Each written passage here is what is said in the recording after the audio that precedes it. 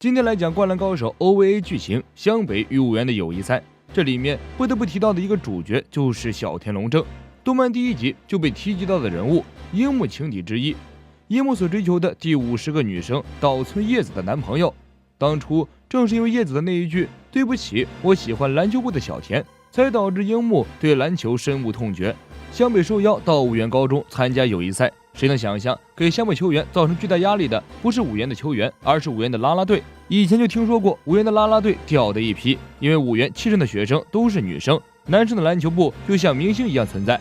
放眼望去，一大群女生乌压压的站在看台上，无形之中给人造成一股巨大压力。怪不得其他的学校不愿意和武原高中比赛。樱木不屑一笑，被女生捧着玩篮球的混蛋都不是什么好东西。说完，有意无意的看向流川枫。木木在一边笑道：“冲着晴子加入我们篮球部的那个人是谁来着？”樱木一听就来劲了。话说晴子来没来加油啊？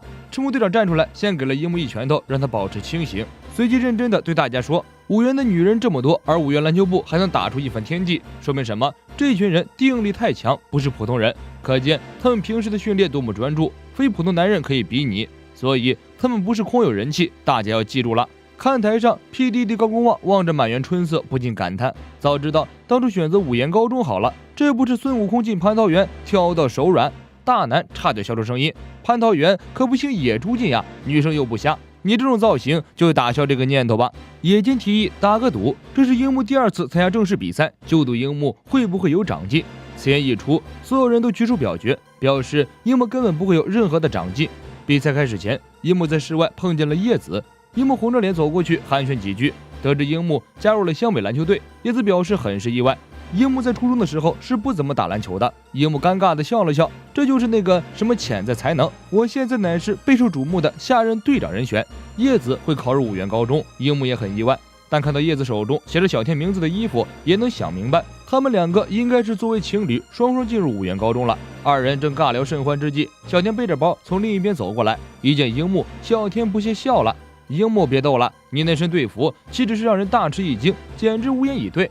不用说你有没有经验了，湘北居然让一个初中的时候成天打架斗殴的家伙加入，看来湘北篮球队是堕落了。”樱木忍住没有发火，小田更是直言刺激道：“不要拿篮球当儿戏，你这种混混没有资格打篮球，不要再给我侮辱篮球了。”樱木真的被惹火了，一把抓住小田衣襟，不知道小田这家伙脑子是不是搭错线了，就这么想挨揍，嘴上还在不断逼逼赖赖。樱木踢着小田，把他摁在墙上，沙包大的拳头举了起来。小田逞强道：“要打你就打，混混，只要你以后不再打球。”樱木一拳头抡了过去，不过没有戳到小田那张欠揍的脸上。小田差点吓尿，捡起自己的背包，慌不择路的溜了。临走时还撂下一句：“待会儿就让你见识见识什么叫真正的打篮球。”不好意思，真正的打篮球已经在湘北和陵南联系赛的时候从先到那里见识过了，但是真正的怂包还是第一次见到。樱木差一点抱走小田的消息很快在武原的八卦情报网里传开了，所有的女人都知道湘北10号是个混混，没有缘由的就想揍武原校草小田，简直是不可理喻，不可原谅。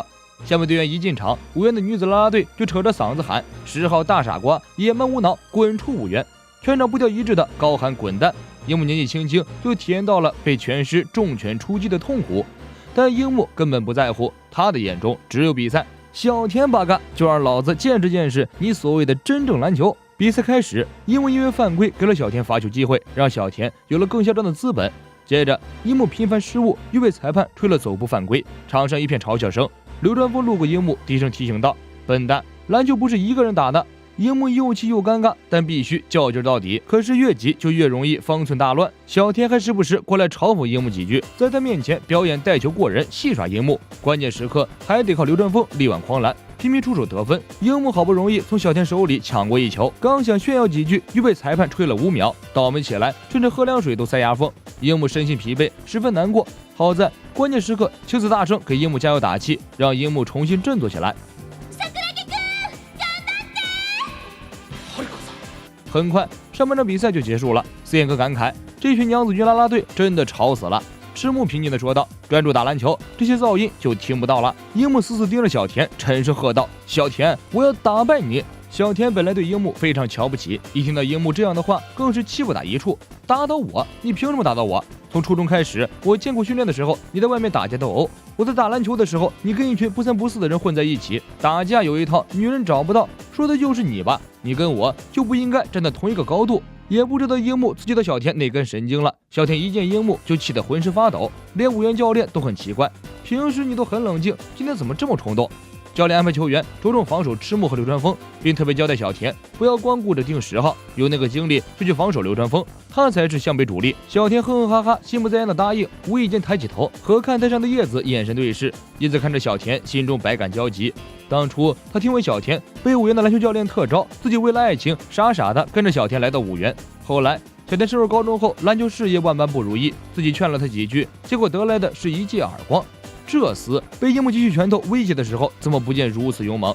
哨声响起，下半场比赛开始，流川枫很快就拿到了2分，湘北34比36逐渐逼平武原。武原一位名字都没有的选手一头不进，樱木为了抢球扑出场外，撞翻了武原的候补席。武原的啦啦队发出一连串的嘲讽，小田笑道：“出糗出大了，简直成不了笑谈。”樱木对小田的嘲讽根本不在乎，笑着说道：“抱歉，我的对手不是你，我的对手是篮球。”小田被樱木的这句话搞得十分羞愧，这不就是说我做你樱木的对手不配吗？武原路人球员再次投篮失手，樱木一跃而起拿到篮板球，空中长传给了赤木，赤木直接空中接力接球暴扣，打得武原啦啦队一点脾气没有。比分扳平，武原急了，小田拿球要投，樱木使出了哼哼哼防守大法，一下子把小田整不会了。情急之下，小田强投碰到樱木，二人双双摔倒。裁判判樱木撞人犯规，小田对樱木的防守大法心有余悸，心里发了毛，2罚2不中，篮板被樱木拿到。此时只有流川枫有空位，樱木倔强的就是不给流川枫传球，手一抖，球到了小田手里，小田直接出手，球进了，弥补了刚刚的2个罚球。赤木气得要打人，晴子一脸无辜，为什么樱木这么讨厌流川枫呢？想不明白，实在想不明白。接下来双方到了一决胜负的阶段，樱木虽然技不如人，又屡遭嘲讽，但依然闷声争球，拼了命的去努力。樱木拼搏的精神赢得了武原教练的掌声，教练起身带头为樱木鼓掌，全场愣了一阵，随即掌声响起。小田走上前，主动伸出手把樱木拉了起来。事后，武原教练向安西教练说明了自己鼓掌的用意。樱木所展现的正是武原篮球队丧失的东西。武原1年级的小田是为了打进全国大赛最热血沸腾的人，可他似乎被这股热情冲昏了头脑，忘了怎样心无杂念的打球。今天我们受教了。湘北与武原的比赛就这样结束了，小田莫名其妙的就这样与樱木和好了，理由很简单，樱木是真正享受篮球的人。黑人问号。好了，全国大赛见吧。神奈川全国大赛预选赛开始，湘北经过一番激战之后，终于从海选之中脱颖而出，走上了真正意义上的高段局比赛。在高段位的战局上，湘北首先要面对的一个劲敌就是金九五，打败金九五就可以顺利进入神奈川8强，再打败翔阳高中就可以晋级决赛了。默默看着金九五高中的出场名单，感叹道：“话说回来，高中最后一个夏天竟然跟5代对战，这也是缘分啊！”赤木。此时的樱木正背负着退场王的名号，四处苦苦寻觅不被5罚下场的方法。湘北与金九五比赛的重要性，樱木心知肚明。寻觅了一圈后，找到了四眼哥。四眼哥表示无奈，不被罚下的技巧，这叫我怎么描述给你呢？樱木无趣的丢开四眼哥，嘀咕了一句“小气鬼”，一脸不爽的往家走。身为天才的我，居然1分没得，连续3次被罚下场，这是何等耻辱！到底是为什么呢？第二天早上，赤木与木木在电车上遇见了木木口中那个缘分。金九五的队长5代有和，他曾经也是北村中学的学生，与木木、赤木是同学。木木主动和5代搭话，5代十分高冷。我们金九五一直以全国联赛为目标，联赛我们是进定了。赤木满脸黑线，年少轻狂，你还没跟我们打呢。5代转头看了眼赤木，平静地说：“我是不会手下留情的。”木木打圆场道：“上周的比赛我看了，金九五的团队合作真强啊。”5代说道：“只不过我们队里有个问题儿童。”提到问题儿童，木木可有发言权了。刚要滔滔不绝地吐槽一下，赤木忙拦阻四眼哥，家丑不可外扬，丢人死了。木木笑道：“樱木那头红发加上脑门灌篮，早就是无人不知无人不晓了。”为了给樱木鼓劲儿，一大清早，杨平4大咖就带着樱木去看晴子。一见到晴子，樱木心里更惭愧了。几日前，晴子对自己说，是他带樱木进入篮球部的，绝对不会看走眼。一想到自己被接二连三的罚下场，樱木就觉得无颜面对晴子。他对我期望那么高，这么下去可如何是好？这时，一辆摩托车呼啸而过，拐入露天篮球场的时候，摩托车主人丢下了还在转动的车子，跳下来接住晴子投出去的一球，直接空中接力一个大灌篮，把晴子都看呆了。此人就是金九五的问题儿童，也是金九五最强王牌南乡光一郎。南乡隔着头盔死死盯着晴子，外面的樱木差点发飙打人，晴子被看得面红耳赤，捡了球转身溜了。南乡脱下头盔，一脸花痴相，外面的樱木忍无可忍，翻过栅栏跳进来，直接给了南乡一个头锤。混蛋，少在晴子面前耍帅！南乡本想发飙，一听到晴子的名字立即笑了。晴子？他叫晴子吗？樱木军团四大咖呆了，这是谁的部将？吃了樱木一个头锤，居然毛事没有，牛逼，实在牛逼！南乡应该是继海南的青天信长之后的又一只猴子，和樱木这个红毛猴子相吵甚欢。得知樱木的大名后，南乡惊了，是你，湘北的脑门灌篮男！樱木骗南乡说晴子和自己是恋人关系，一句话点燃了南乡的斗志，自作主张用晴子做赌注，一决胜负吧，红毛！下次比赛如果我们金九五赢了，晴子就归我；你们输了的话，你就乖乖放弃晴子，就这么决定了。樱木表示，你居然比我还不要脸！南乡一激动，不小心吐露了心声。一直以来，自己就是为了讨女孩的欢心才打篮球的，可是到现在还没有看到结果。这次是个绝佳机会。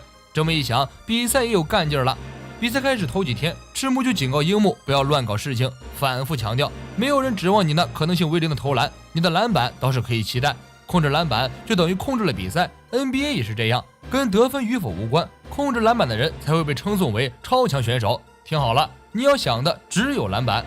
很快，湘北与金九五的比赛开始了。神奈川各路大咖齐聚一堂，海南阿木、翔阳藤真、花形、陵南鱼柱、仙道。明明是小组赛，到场观赛的人却很多，这都是源于樱木前几场的突出表现。现在樱木已经逐渐成为神奈川的名人了。双方球员入场，一心想要打败南乡的樱木被暂时留在了冷板凳，惹来南乡一通嘲讽。原来樱木是坐冷板凳的呀，这样一来就没办法一决胜负了，晴子可就归我了。樱木一听就火了，立即去骚扰安西教练。安西教练这么安排是有道理的，以樱木目前的身手，如果首发阵容选他的话，估计用不了上半场结束，樱木就被罚下了。南乡笑道停不下来，赤木一脸黑线，这家伙居然是对方中锋，服了。别看南乡是个二货，倒颇有几分真功夫。双方跳球，南乡居然从赤木手里将球抢到，金九五获得优先进攻权。一番争抢之后，球传到武代手里，武代稳稳的投出一个三分球，率先拿下3分。金九五这一套传球和运球行云流水，流川枫和宫城瞬间就被过了，连安西教练都感叹金九五确实是一支好队伍，球员的配合很厉害。很快，金九五在南乡和武代的合力进攻下，完全控制了比赛的节奏。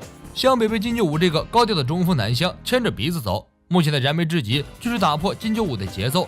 安西教练安排樱木上场，捣毁金九五内线。果然，樱木一上场，很快就打开了局面。拿到篮板球后，球到了流川枫手里，流川枫一通操作上篮得分。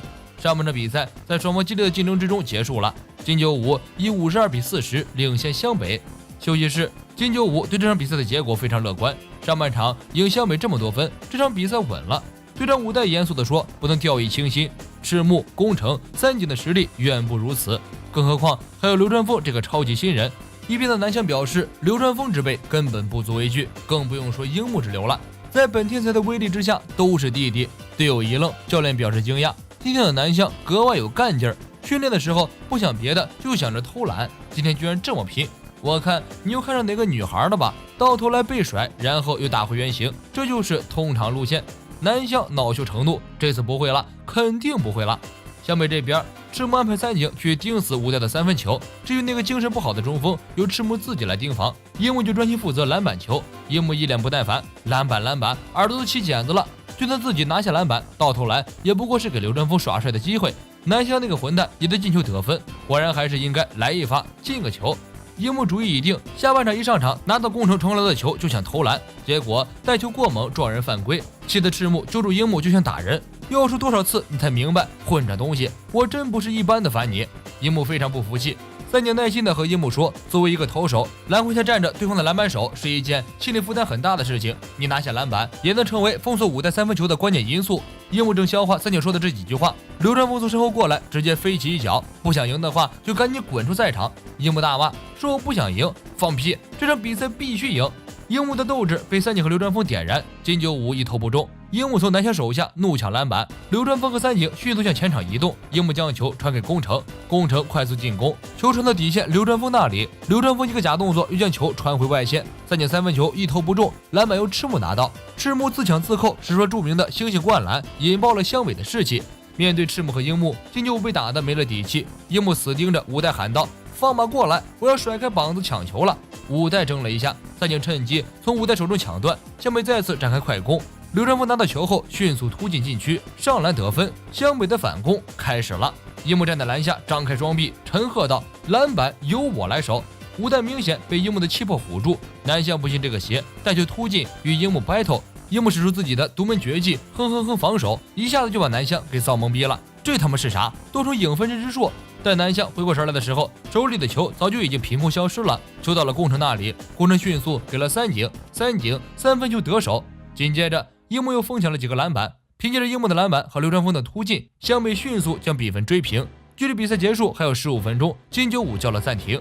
才子对樱木的表现给予了肯定。宫城提醒道：“有干劲是好的，不过要注意不要犯规啊，樱木，再被罚下场可就难看了。”樱木被泼了一盆冷水，四眼哥安慰道：“一味担心犯规，樱木就发挥不出本色了。”赤木怒道：“混账东西，罚下场这种事儿无论如何都不行。”因为赤木和樱木强势的控制了篮板球，金九五武代的三分彻底被封死。三井与流川枫拿到了更多的得分机会。武代承认湘北10号的存在是自己最大的失算。金九五全员士气低落，教练看着疲惫的球员们说了几句不痛不痒的鼓励语。武代站起身说道：“光打好比赛是不行的，我们要赢。教练，你为什么不对我们说要赢？这不正是你告诉我们无论什么时候都不能放弃吗？对于我们3年级学生来说，这是最后一个夏天了，我们一定要和您一起进入全国联赛。”武代的话让金九五稍微有了一些干劲儿，决战开始了。金九五南湘为了得到青子的青睐，一上场就拼了命的得分，可惜事与愿违，南湘一球不进，樱木夺得篮板，出手传球的时候被金九五拦截，樱木怒从心起，冲过去抢断，结果因为打手被吹了一次犯规，这已经是樱木第4次犯规了，再有一次樱木又要被罚下。好在金九五这些呆的球员没有阿木仙道的那个头脑策略，他们不会骗人犯规。武代一心想要将双方比分重新拉开，带领金九五重新拿回赛场控制权。武代的经历和海南阿神差不多，刚进入金九五的时候没什么天赋，在球队里水平中下游水平。教练川崎发现了他特有的柔软的投篮形态，于是引导武代去着重练习3分球。在川崎教练正确的引导下，武代成为了金九五的神射手。作为高3的学生，武代面临着隐退，所以他希望能和教练一起进入全国大赛。带着这样的信念，武代决定拼死一战。可是他想进全国大赛，湘北何尝不是呢？赛场如战场，成就他的梦想，赤木和木木的高中篮球生涯也要结束了，怎么可能让他赢？武代一投不中，招呼南湘抢篮板，南湘在篮下被赤木死死的封住了位置，樱木跳起来拿到篮板球，武代不管不顾冲上去，硬从樱木手里把球抠了出来。裁判吹武代犯规，理想与现实的落差让武代在这一刻突然心态崩溃，一边埋怨樱木碰瓷儿，一边和裁判争论。接着又是一声哨响，裁判将武代罚下。目前湘北领先金九五11分，武代被罚下，宣告了金九五必输无疑。即便是这样，南湘在赛场上仍然在拼命，川崎教练扯着嗓子指挥，谁都没有放弃。赤木警告樱木睁大眼睛好好看看退场是怎么一回事，一旦退场，队伍丧失斗志，篮球不是小儿科，无论理由是什么，都绝不允许被罚下场，更别说是对队伍来说不可缺少的球员。大概是赤木的话起了作用，金九五之后的比赛，樱木很少再因为午饭而被罚下了。樱木默念绝对不被罚下，然后再拼命的抢篮板。比赛接近尾声，观众席上的向田研一看着自己的笔记本，突然惊叫一声。到目前为止，樱木前辈拿下了22个篮板，县大赛上一场比赛中篮板球的记录也是22个，也就是说，樱木前辈现在已经达到记录了，再拿下一个篮板球就会刷新神奈川记录，成为新的篮板王。研一的话在观众席上引起了不小的轰动，绝大多数的人都很难相信那个红毛门外汉居然是新的篮板王。樱木面对嘈杂的观众席一头雾水，杨平大喊：“樱木再拿下一个篮板球就破纪录了呀！”另外三大将喊道：“错，再犯一次规就退场了。”到底樱木会先被午饭罚下，还是先破了神奈川的篮板记录呢？我们拭目以待。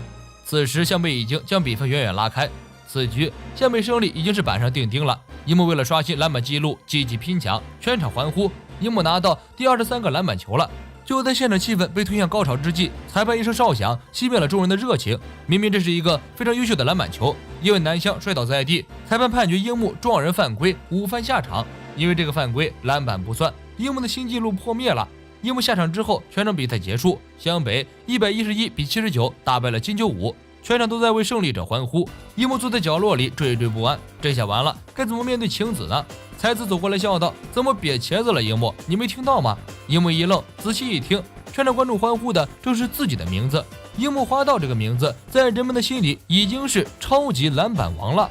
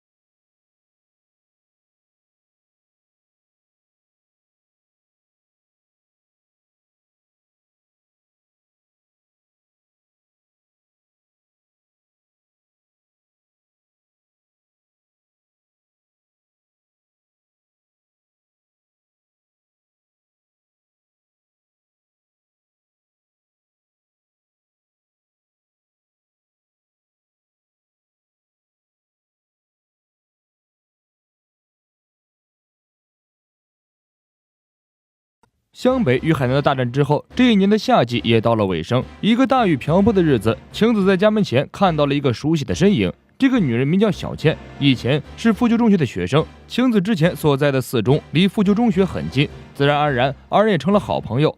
晴子将小倩招呼到家里做客，眉飞色舞地讲述湘北篮球部最近的比赛，顺便问了一下小倩弟弟水泽一郎的近况。水泽一郎是流川枫的学弟，流川枫毕业后，水泽成了富久中学篮球部的队长，他视流川枫为榜样和奋斗目标，对流川枫非常崇拜。小倩此次前来，心事重重，谈起弟弟水泽，突然眉头一皱，缓缓道出事情经过。水泽一郎成为富久中学篮球队队长后，一直非常努力地带领富久篮球队训练，他的目标是有朝一日和流川枫前辈一起称霸全国。然而天有不测风云，在一次体能训练的时候，水泽的膝盖突然剧痛无比。经过医生检查，发现水泽患上了关节结核病，这是一种结核细菌进入关节而引起的疾病。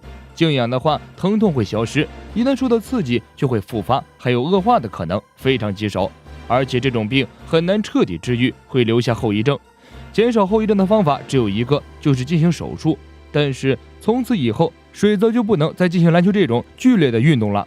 起初，水泽听到这个消息以后十分抗拒，这个病情让他感觉非常绝望。如果不能打篮球的话，活着还有什么意思？后来，水泽在家人的开导下下决心做手术。在手术前，他有一个愿望，就是和流川枫一起打一次篮球。小倩此次来找晴子，就是希望能通过晴子安排流川枫与水泽再打一场。晴子答应小倩去拜托自己的哥哥，结果赤木听说这件事后，非常干脆地拒绝了晴子的请求。我非常明白他的心情，不过就算是训练赛，也不能随便让旁人加入。你也知道，现在湘北正处于关键时期，无论晴子怎么央求，赤木都没有点头同意。晴子无奈，只好亲自去找流川枫求情。可见樱木几人遇见流川枫和晴子在学校角落里单聊，在脑子里上演了一场初恋那件小事校园青春偶像剧的剧情。樱木当场崩溃，嚷嚷着要和流川枫决一死战。流川枫听完晴子的叙述，对这个小迷弟有一些印象，但是他还是非常干脆地拒绝了晴子。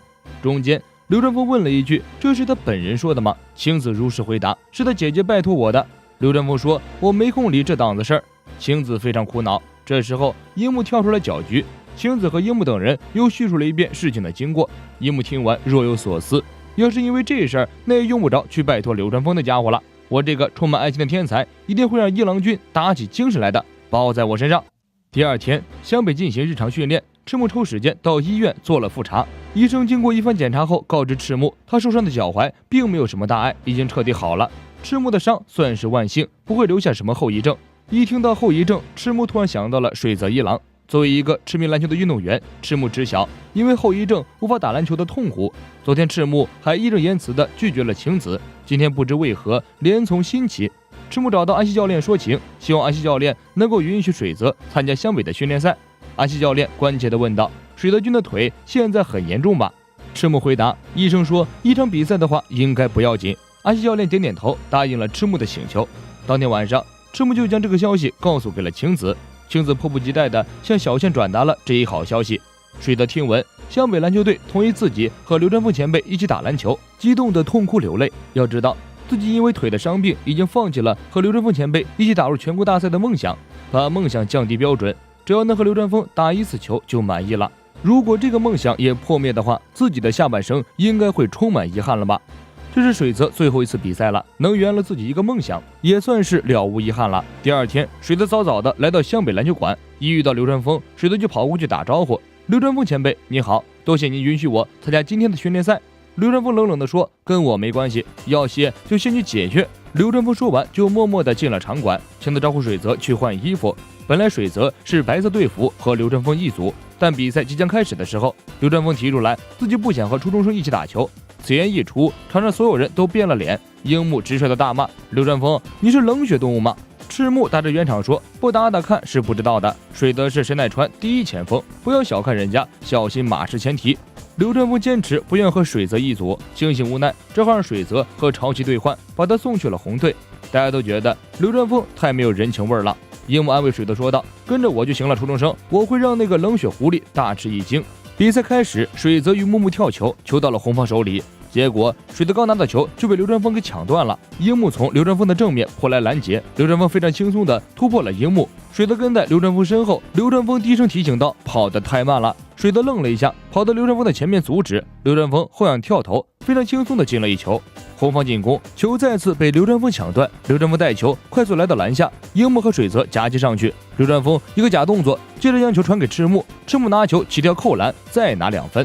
好在三井很快投中一个3分球，比分稍稍追回来一些。流川枫拿球，水泽上前防守。流川枫低声说道：“你说要跟我一起打球，不是指一决胜负吗？”水泽一愣，回道：“是。”流川枫用假动作晃开水泽，迅速突进上篮。樱木从后方扑过来一个盖火锅，将流川枫直接扑倒在地。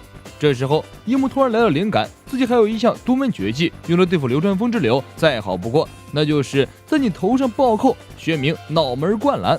樱木这样想着，就准备付诸行动了。顾城传球给水泽，想让水泽表现一下。樱木从中间将球拦下，直接带球向禁区冲去。流川枫在前方阻挠，樱木突然起跳，奔着流川枫的脑袋扣过去。流川枫反应很快，在空中闪身躲开，樱木扑了个空，摔倒在地。上半场比赛结束，流川枫所在的白队以48比39的成绩领先樱木所在的红队。很快，下半场比赛开始，赤木点名让樱木来和自己跳球，双方准备就绪。赤木问道：“能抢到吗？”樱木斗志十足：“你在说什么呢，大猩猩？”比赛开始，樱木高高跳起，将球拍飞，落地后自己一个弹射冲过去，将球抢到手，接着用力一甩，把球甩给了水泽。水泽有了和流川枫1对1的机会，流川枫非常认真，分毫不让。水泽好不容易运球摆脱了流川枫，以为马上就可以得手了。流川枫突然飞奔而来，一个盖火锅将水泽的球盖下来，这就以为自己得手了吗？小千感叹道：“真厉害，将我弟弟最出色的发挥轻易击破。”安西教练说道：“对于流川枫来说，刚刚也是他最出色的发挥，最出色的发挥要用最出色的发挥来回应，值得钦佩。”双方比分非常激烈，樱木几次勇夺篮板，将得分机会给了水泽。很快，红队就将比分追了上来，双方只有1分之差。这时，流川枫再次抢断，赤木在后面大吼一声，水泽去拦截流川枫。水泽应了一声，奔向流川枫。流川枫流畅地穿过水泽，带球上篮。水泽以攻城跳起来阻挡，流川枫一个空中换手，避开水泽的盖火锅，成功得分。水泽在落地途中扯坏了流川枫的队服，落地一瞬间，膝盖突然发病，一阵剧痛传遍全身。赤木与四眼哥上前询问伤情，樱木推开二人，直接一个头锤，揍得水泽一脸懵逼。樱木问道：“疼吗？这疼能掩盖住腿上的疼吧？”流川枫说道：“这么娇气，比赛还没结束呢，做就要做到毫无遗憾。”水泽受到鼓舞，恳求赤木让自己继续比赛。这时候，场面传来一阵呐喊声。水泽抬头一看，不知道什么时候，富久中学篮球队的队员们围在篮球馆周围，高声给他呐喊助威。赤木振臂一挥，给我进攻！比赛继续，三井和樱木尽全力给水泽创造机会。水泽也不愧是富久中学篮球部的队长，出手不凡，屡屡得分。时间剩下最后15秒，双方全力进入最后的攻防战。樱木与流川枫拼抢篮板，将流川枫撞倒在地，拿到一球。水泽快速向前场奔跑，樱木传球给宫城，宫城又将球给了水泽。流川枫从后面追上来，直奔水泽。水泽用出一个娴熟的变向技巧，甩开了流川枫，然后将球传给了空位樱木。樱木拿到球后直接起跳，赤木与流川枫同时拦截，樱木拿球单手扣篮得分，哨声响起，全场比赛结束，红白双方78比78平局。双方队员站好队形，安西教练对大家的表现给予了肯定。水泽站出来，激动地向所有的前辈表示感谢。我已经没有遗憾了，才得邀请水泽加入湘北篮球队，和自己一起担任经理人。以他的能力，应该会成为不错的经理人。樱木说道：“一起称霸全国吧。”水泽不住鞠躬道谢。流川枫将自己已经被撕破的队服脱下来，甩给水泽。水泽愣了一下，随即泪水涌出眼眶。以一名篮球选手的身份，使湘北称霸全国的梦想虽然破灭了，不过水泽一郎又有了新的目标，就算只是配角，也要在与篮球有关的事业中实现自己作为篮球选手无法实现的梦。